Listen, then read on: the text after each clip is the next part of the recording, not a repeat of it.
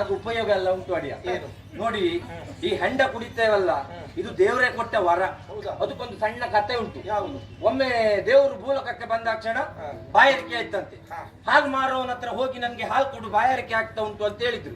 ಹಾಲು ಮಾರುವವ ದೇವರಿಗೆ ಹಾಲು ಕೊಡದೆ ನಾನು ಹಿಂಗ್ ಕೊಡುದಿಲ್ಲ, ನೀವು ಸತ್ತ ಒಂದು ಬೈದು ಕಳ್ತಿದ್ದ. ಮತ್ತೆ ಅವ ದೇವ್ರ ಮುಂದೆ ಹೋಗುವಾಗ ಒಂದು ಹೆಂಡದ ಅಂಗಡಿಗೆ ಹೋದ.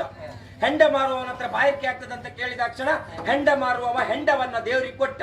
ದೇವರು ಹೆಂಡವನ್ನು ಕುಡಿದ್ರು. ಆಗಲೇ ವರ ಮತ್ತು ಶಾಪವನ್ನ ಕೊಟ್ಟದ್ದು. ಹಾಲು ಮಾರುವವನಿಗೆ ಶಾಪ, ಇವತ್ತಿನ ಮೇಲೆ ನೀನು ಮನೆ ಮನೆ ಹುಡ್ಕೊಂಡು ಹೋಗಿ ಹಾಲು ಹಾಕುವಂತ ಶಾಪ ಕೊಟ್ರು.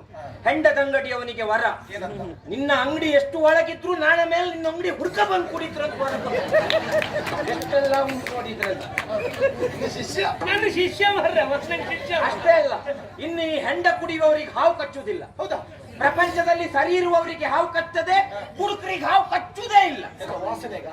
ಮತ್ತೆ ಸರಿ ನೋಡಿ, ಹೆಂಡ ಕುಡಿಯುವವರು ಹೆಂಡ ಕುಡಿದು ಹೇಗೆ ನಡ್ಕೊಂಡು ಬರ್ತರು. ಹೀಗೆ ನಡ್ಕೊಂಡು ಬರುವಾಗ ಅವರಿಗೆ ಹಾವು ಕಟ್ಲಿಕ್ಕಂತ ಬರ್ತದೆ. ಕಟ್ಲಿಕ್ಕಂತ ಬಂದ ಹಾವು ಆಚೆ ಕಾಲಿ ಕೊಚ್ಚುದ, ಈಚೆ ಕಾಲಿ ಕೊಚ್ಚುದ, ಆಚೆ ಕಾಲಿ ಕೊಚ್ಚುದಂತ ಹಾವಿಗೆ ಮಂಡೆ ಬಿಸಿಯಾಗಿ ಹುತ್ತ ಸೇರ್ಕೊಂಡದ.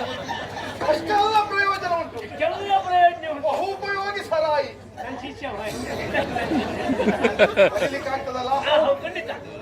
ಹಾಗಾದ್ರೆ ಮುರುಗಲೇ ಮರಿಯುವುದಕ್ಕಾಗುವ ವಿಷಯ